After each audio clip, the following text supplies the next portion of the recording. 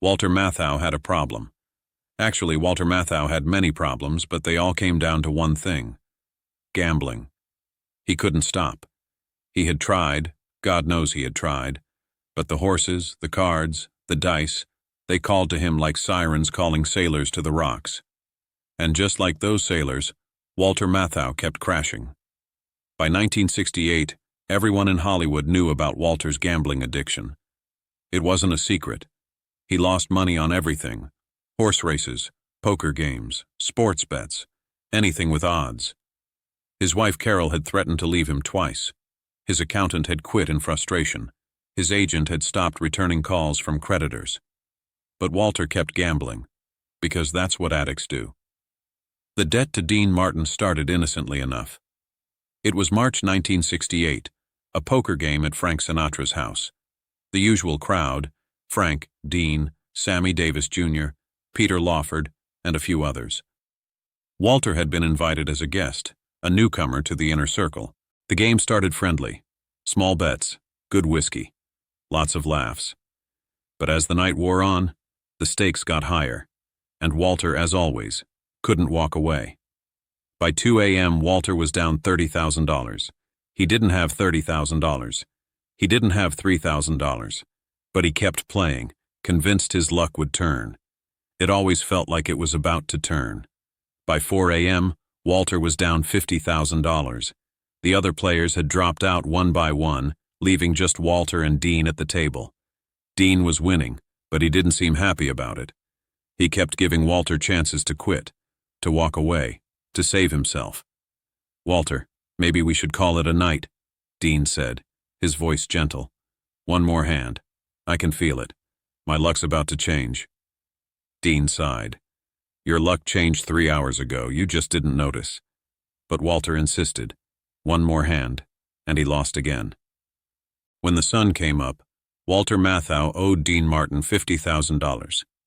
In 1968 dollars, that was a fortune. It was more than most Americans earned in 2 years. It was more than Walter had in his bank account, his savings, and his investments combined.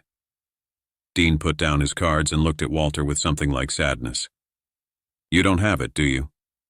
Walter's face was pale.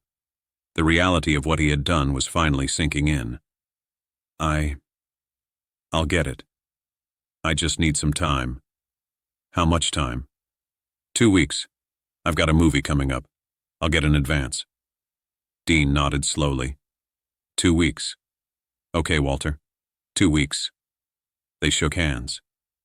Walter drove home as the sun rose over Los Angeles, his hands trembling on the steering wheel. He had 2 weeks to find $50,000, and he had no idea how he was going to do it. The 2 weeks passed. Walter didn't get the advance. The studio said no. He tried to borrow from other friends, but word had gotten around about his gambling debts. Nobody would lend him money anymore. He was toxic. He avoided Dean Martin, avoided Frank's parties, avoided anywhere he might run into the Rat Pack crowd. He was ashamed, terrified, and completely out of options. 2 weeks turned into a month turned into 3 months, 3 months turned into a year. Walter Matthau spent 1968 and 1969 in a state of constant anxiety. Every time the phone rang, he feared it was Dean calling to collect. Every time he saw a black Cadillac on the street, he thought it might be Dean's driver coming to find him. He lost weight. He couldn't sleep. His performance in films suffered. His wife Carol noticed the change. "What's wrong with you? You've been a wreck for months." Walter couldn't tell her. He couldn't admit that he owed Dean Martin $50,000 and had no way to pay it. Carol already knew about his gambling problem, but this was different. This was a debt to one of the most powerful men in Hollywood. This could destroy his career. "It's nothing," Walter lied. "Just stress from work." Carol didn't believe him, but she didn't press. She had learned that pressing Walter about his gambling only made things worse. 2 years passed. 2 years of Walter Matthau hiding, avoiding, and slowly destroying himself with guilt and fear. He had managed to save some money, about $15,000, but it wasn't enough. It would never be enough. The interest alone, if Dean was charging interest, would be more than Walter could ever pay. The confrontation came in February 1970 at a charity event in Beverly Hills. Walter didn't know Dean would be there. If he had known, he would have stayed home. He was standing by the bar nursing a club soda. He had quit drinking, at least trying to get some control over his life, when he felt a hand on his shoulder. Walter. The voice was unmistakable, that smooth, easy baritone that had made millions of women swoon. Walter turned around slowly, his heart pounding. Dean Martin stood there, looking exactly as he always looked, relaxed, handsome, perfectly dressed, but his eyes were serious. "Dean, I was going to call you." "Were you?" "Yes, I swear. I've been trying to get the money together." Dean nodded slowly. "It's been 2 years, Walter." I know. I'm sorry. Walter's voice cracked. The shame, the fear, the guilt. It all came pouring out. "I don't have it, Dean. I don't have the money. I've tried everything. I've saved what I can, but it's only $15,000. I know that's not enough. I know I owe you 50, but I don't have it. I can't get it. He stopped, unable to continue. His eyes were wet. Walter Matthau, the tough guy, the Oscar-winning actor, was on the verge of tears in the middle of a crowded charity event. Dean looked at him for a long moment. Then he took Walter's arm and guided him away from the bar toward a quiet corner where they could talk without being overheard. "Sit down, Walter." Walter sat. His legs were shaking. Dean sat across from him and leaned forward. "Tell me everything. And I mean everything. The gambling, the debts, all of it." Walter told him.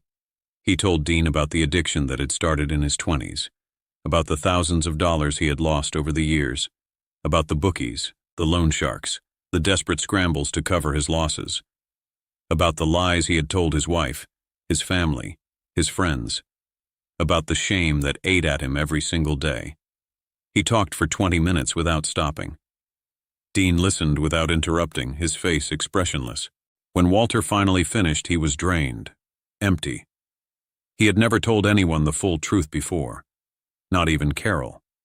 But something about Dean Martin, maybe it was the quiet patience, maybe it was the lack of judgment in his eyes, made Walter tell him everything. "So that's it," Walter said, his voice hoarse. "That's who I am, a degenerate gambler who can't pay his debts. If you want to destroy me, go ahead. Tell everyone. I deserve it." Dean was quiet for a long moment. When he spoke, his voice was soft. "You think I'm going to destroy you? Aren't you? I owe you $50,000. I can't pay. That's how this works, isn't it? You either pay, or you pay another way." Dean shook his head slowly. "Walter, do you know why I kept playing with you that night? Do you know why I didn't stop the game when you were down 30,000? Walter shook his head. "Because I recognized the look in your eyes, the look of a man who can't stop, who's possessed by something he doesn't understand and can't control." Dean paused. "I grew up in Steubenville, Ohio. My father ran illegal gambling operations. I watched men destroy themselves at card tables and dice games before I was old enough to shave. I know what addiction looks like, Walter. I've seen it my whole life." Walter stared at Dean, not understanding where this was going. "That night I should have stopped the game. I should have refused to keep playing. But I didn't. I let you dig yourself deeper and deeper into a hole. That makes me partially responsible for what happened. No. It was my choice. My addiction. My problem. Maybe. But I could have helped and I didn't. So let me help now." Dean reached into his jacket and pulled out an envelope. He handed it to Walter. "What is this?" "Open it." Walter opened the envelope with trembling hands. Inside was a single piece of paper. He unfolded it and read. It was a receipt. "Received from Walter Matthau. $50,000 paid in full. Signed, Dean Martin."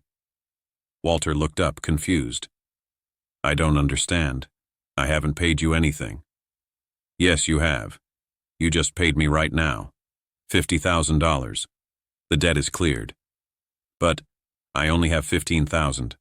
I told you. Dean smiled. Keep your 15,000, Walter. You're going to need it.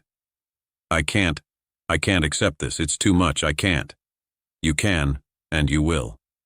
Dean's voice was firm but kind. But there's a condition. Walter's heart sank. Here it was. The catch. Nothing in Hollywood was free. What condition? Dean leaned forward. You're going to get help. Real help. Professional help. There are programs for people like you, Walter. Gamblers Anonymous. Therapists who specialize in addiction. You're going to find one, and you're going to commit to it.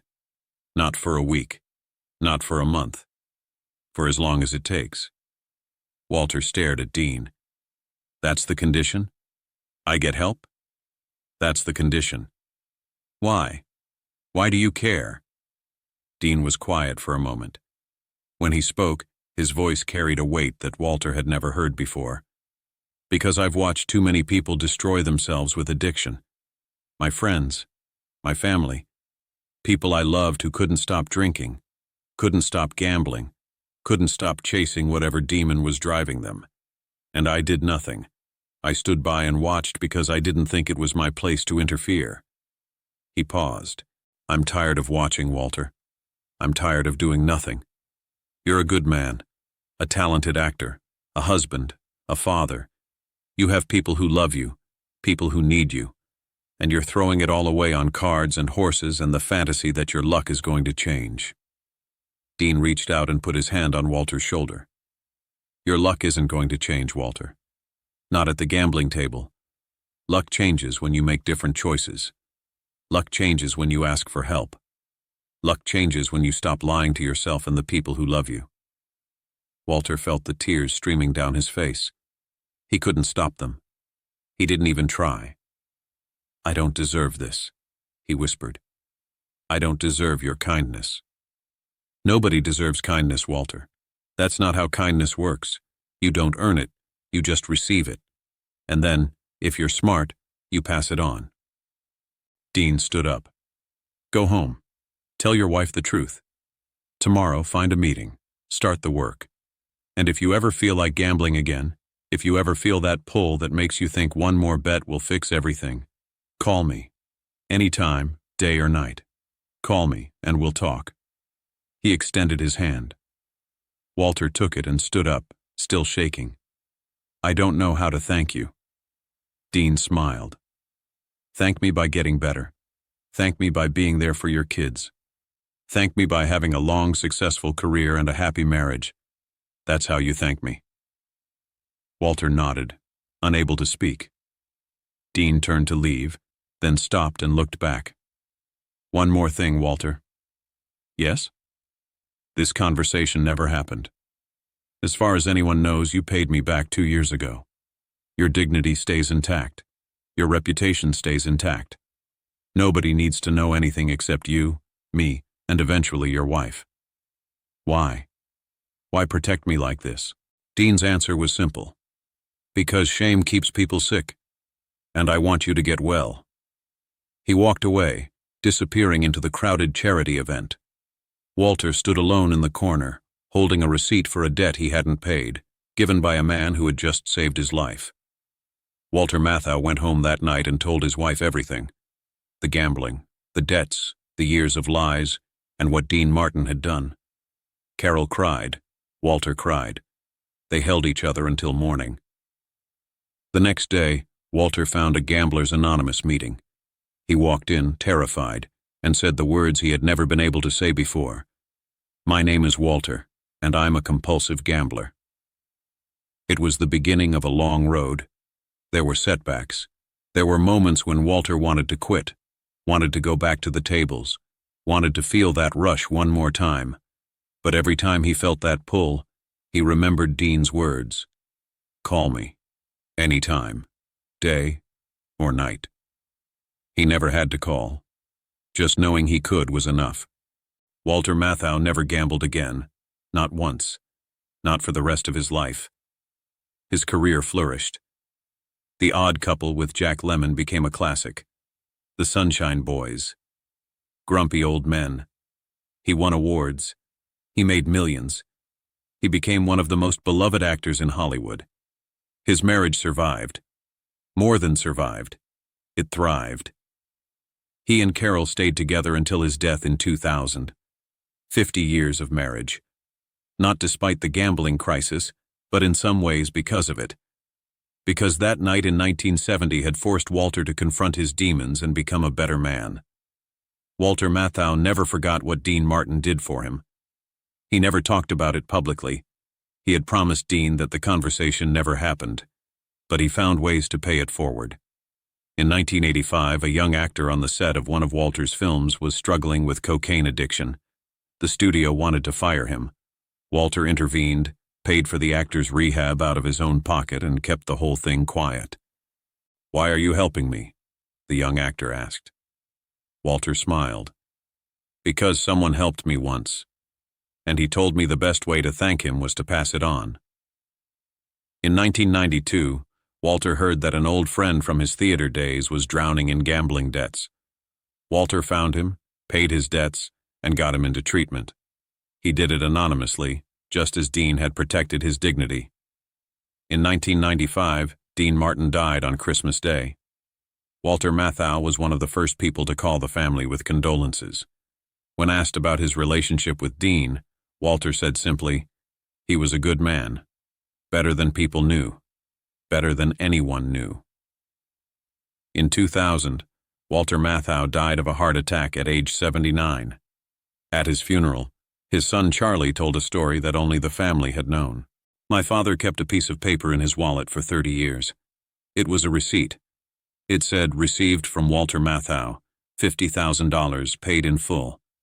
The paper was worn and faded from being folded and unfolded thousands of times. My mother asked him once why he kept it. He said it was a reminder." Charlie paused, his voice thick with emotion. "A reminder of what?" someone asked. "A reminder that kindness can save a life. A reminder that some debts can never be repaid, only passed on. A reminder that the measure of a man isn't how he treats his equals, but how he treats people who owe him something." Charlie looked out at the audience. "My father was a gambler. He almost destroyed himself and his family. But he didn't.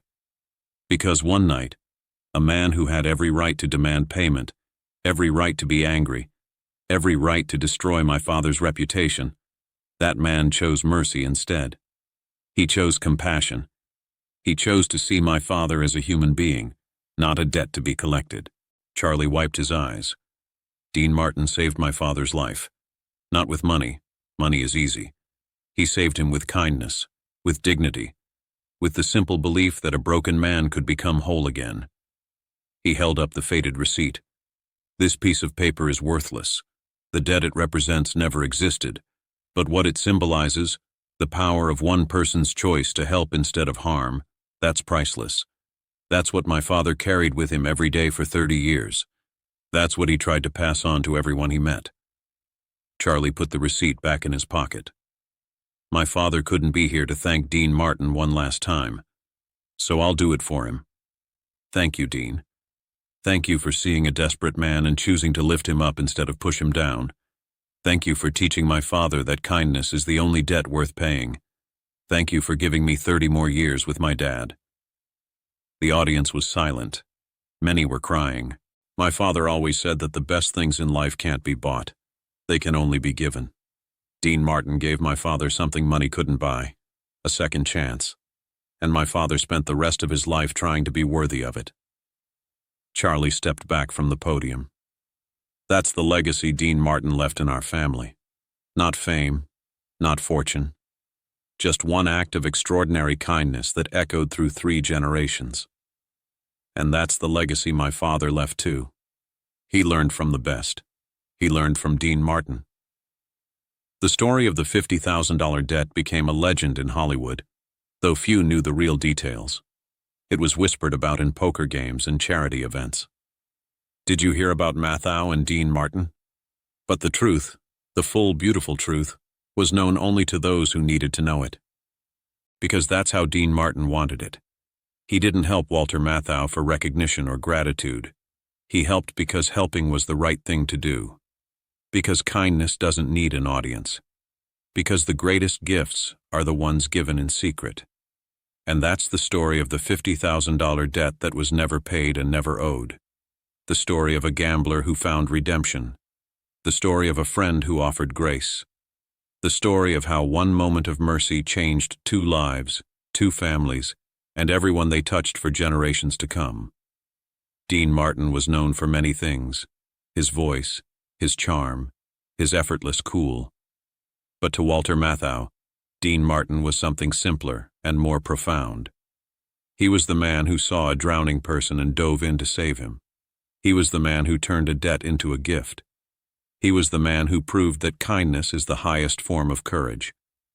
And that's worth more than $50,000. That's worth everything.